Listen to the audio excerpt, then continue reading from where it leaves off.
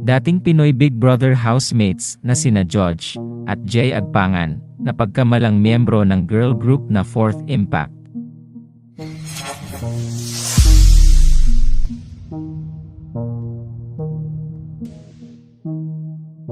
Matatandaang nag-live selling ang kambal sa TikTok account ni George noong ika-15 ng Marso 2024. Napansin nila na puro Fourth Impact at Shih Tzu ang laman ng comment section ng kanilang live stream. Tinanong tuloy nila ang netizens kung magkamukha nga ba talaga sila at ang mga miyembro ng nasabing girl group.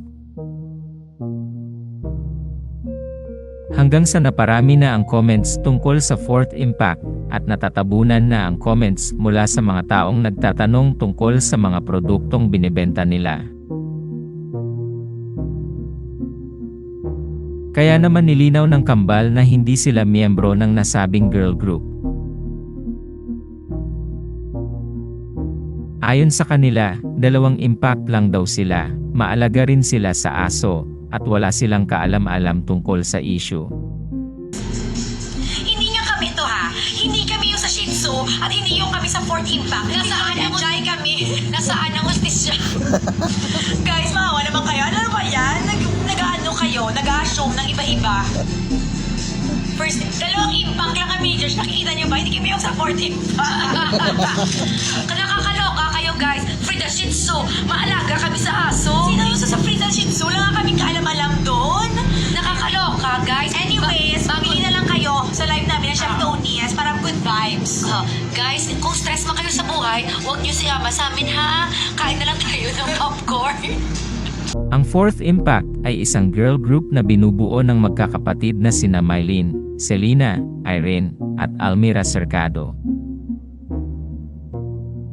Matatanda ang umani ng samut-saring reaksyon at komento ang fundraising ng Fourth Impact na gusto raw sanang bumili ng lupa para mapaglagyan nila ng tahanan para sa kanilang 200 aso.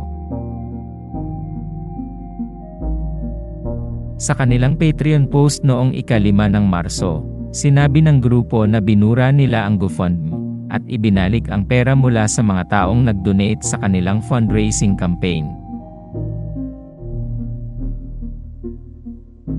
Salamat sa panonood. Huwag kalimutang mag-subscribe sa aming YouTube channel, i-like ang video na ito, at i-turn on ang notification bell.